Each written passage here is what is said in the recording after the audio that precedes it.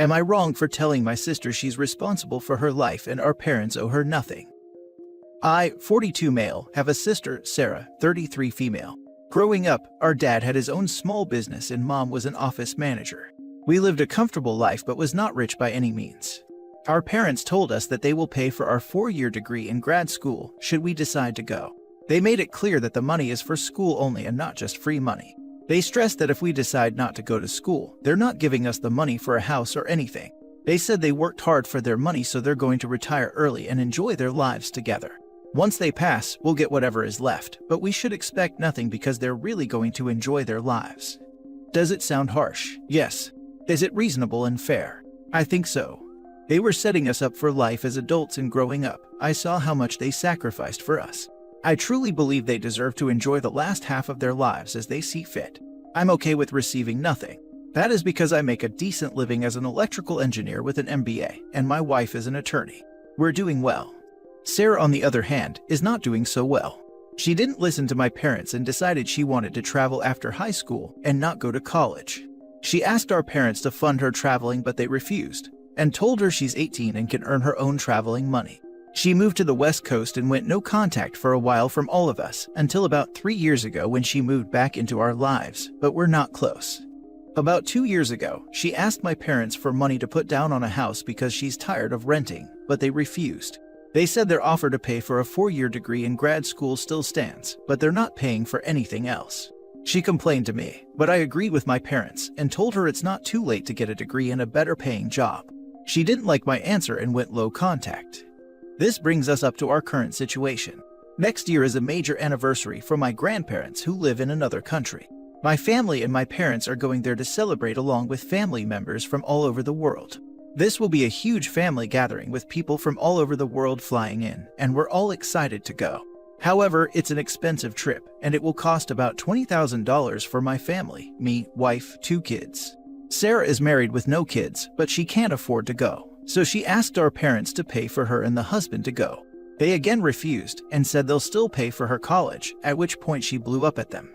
She called me to complain about how they're living in a crappy apartment, driving barely working cars and have no savings, and our parents refused to help. I told her she made choices in her life and she's responsible for it. I said our parents are incredibly generous to still offer to pay for her college and it's still not too late.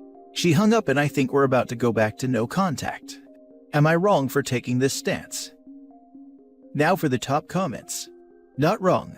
Sister was given a choice/chance to improve herself in life, but keeps deciding to try her luck and mooch off. Like, they are still offering to help her in a tremendous and meaningful way. A full ride through grad school would radically change her life. Not wrong. Not everyone excels in college. She could take the money, go to college and leave with an expensive art degree, and still be exactly where she started. OP and his parents are not wrong, but I'm curious if something more like a trade school would benefit the sister. There are other schooling options than a 4-year degree in grad school that could help. It doesn't sound like she's tried to negotiate anything about schooling. I would interpret paying for a 4-year degree in grad school as willing to pay for education and at least ask if going to tech was on the table.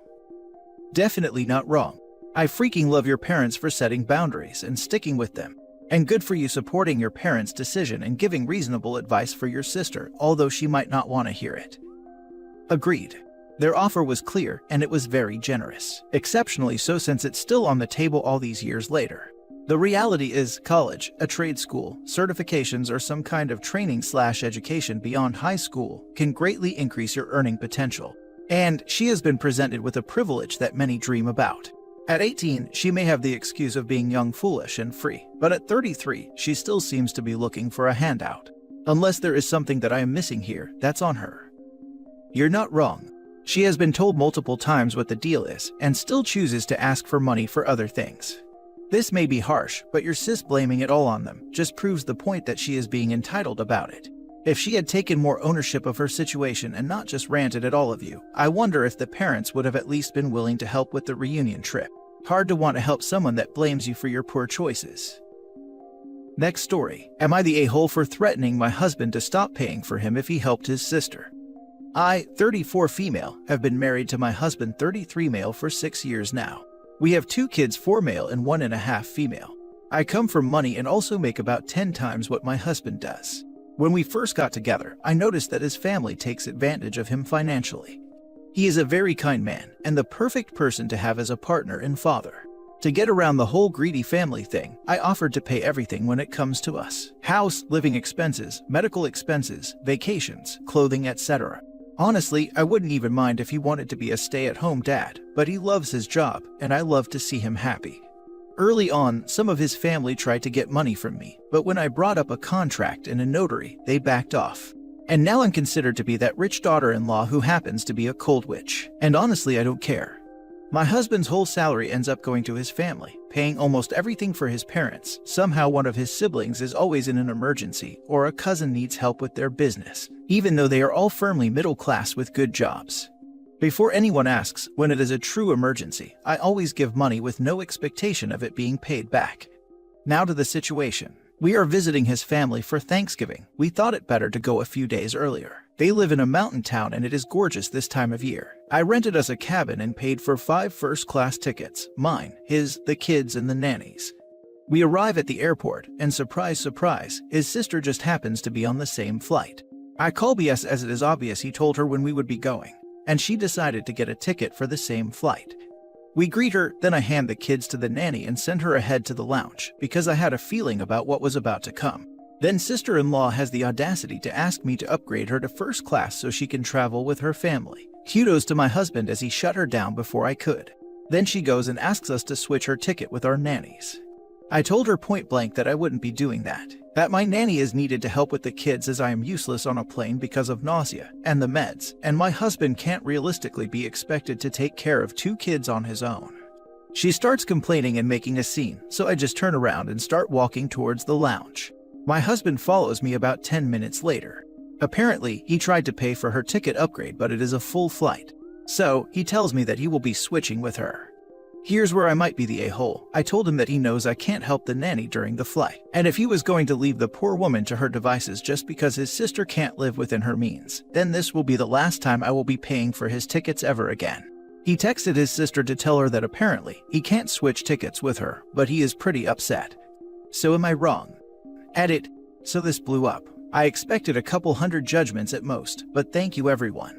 And since most people seem to be hung up on it, when I said my husband can't be expected to take care of the kids on his own, I meant logistically 2 rows of 2 seats with a wide gap between the seats and between the rows. Each kid, who are 4 and 1.5 by the way, would need an adult to sit next to them. I am useless, can't even open my eyes because of the meds, so I usually need someone to help me. We are both perfectly happy and capable of taking care of our kids on our own in normal circumstances.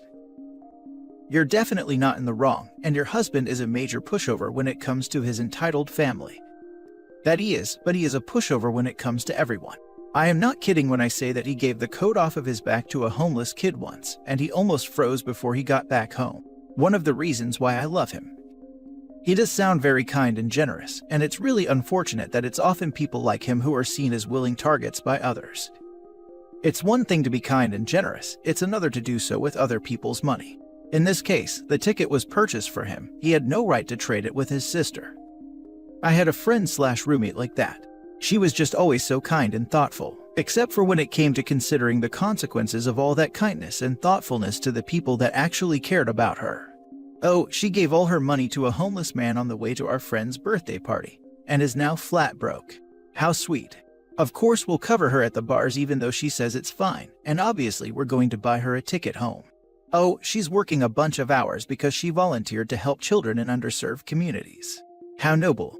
We don't mind doing a couple extra chores when she's too exhausted to get to them.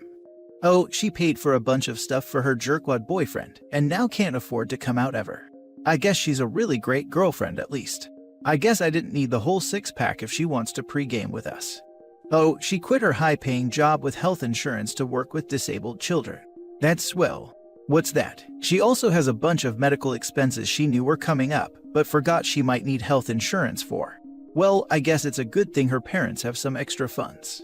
While I genuinely don't think she was ever purposely manipulative, she'd constantly get caught up in the feel-good rush/avoiding guilt that came with helping others to her own detriment, and never considered how it hurt her friends and loved ones to see her struggle from giving too much, or how much of her ability to be giving came from having a safety net of people willing to help her stay comfortable after. Next story. Am I wrong for telling him that we live in poverty due to his poor choices? This was an all-time low for me, as usually I'm the problem solver. I shouldn't have said it, but was I wrong in saying it?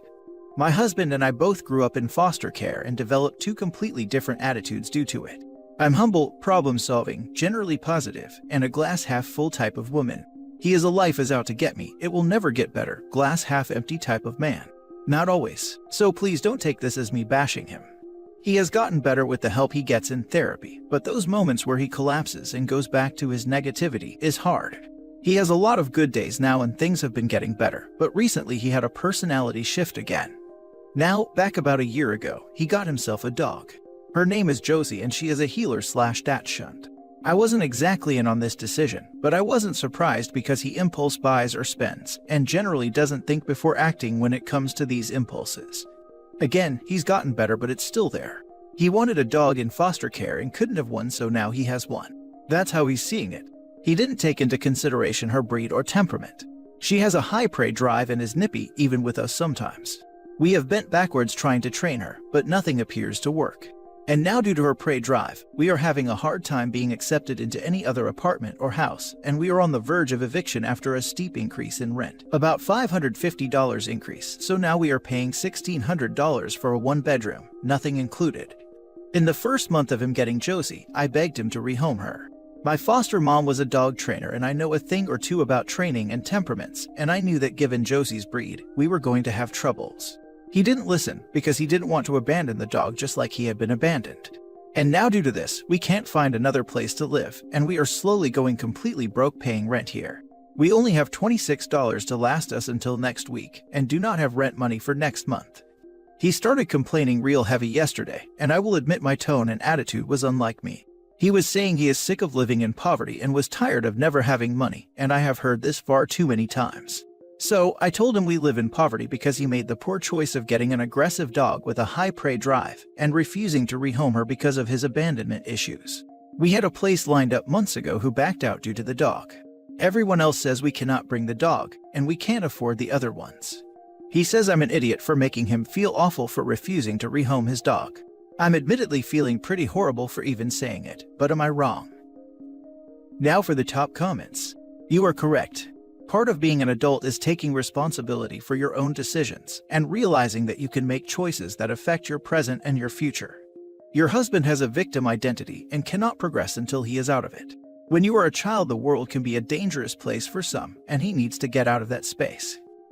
Also, part of being a responsible pet owner is ensuring that you have the means to care for that pet. If they don't have money for rent, that dog will be out on the street along with them. Rehoming the dog somewhere that has the space, training, and resources it needs is in the best interests of the dog and not the same as abandonment. What if the dog eats something dangerous and needs surgery? If it gets sick or hurt, they won't be able to afford to take care of it, and already can't if they don't have money for rent. He should have never gotten a dog in his financial situation. He says he's sick of living in poverty, but went out of his way to get a dog. Let's see. Common costs of owning a dog: food and treats, toys, grooming, vet visits, annual shots, anti-flea, tick, heartworm meds, dental procedures, boarding if you're out of town, etc. Oh yeah, and we're in the middle of an inflation crisis, so the cost for all of these is skyrocketing. Not wrong. Exactly this. Dogs are great to have, but they are a huge responsibility, not only financially. If OP is struggling to feed themselves, then I am concerned about the well-being of the dog. The dog deserves to be placed in a home that can cater to its needs. Last story. Am I wrong for putting my girlfriend's groceries back because she left the checkout right before it was our turn? Hey all, my girlfriend and I moved in together a few months back. It's been pretty good except for one issue. Whenever we go grocery shopping, she almost always wanders off when we get in line and doesn't come back until I've finished checking out. We're supposed to split the grocery bill, but those times I wind up paying for it all. It takes days or weeks for her to repay me or send me her portion. We did talk about finances before we moved in together as far as what each of us could afford, and I have tried talking to her to see if maybe she was having money problems, that she couldn't afford as much groceries-wise anymore. But she insists her money is fine and she just gets bored in the store. I definitely can't afford to keep footing our grocery bill on my own, so this last time we went grocery shopping, she wandered off when we were in line. And right before it was my turn, I tried calling her phone and she didn't answer.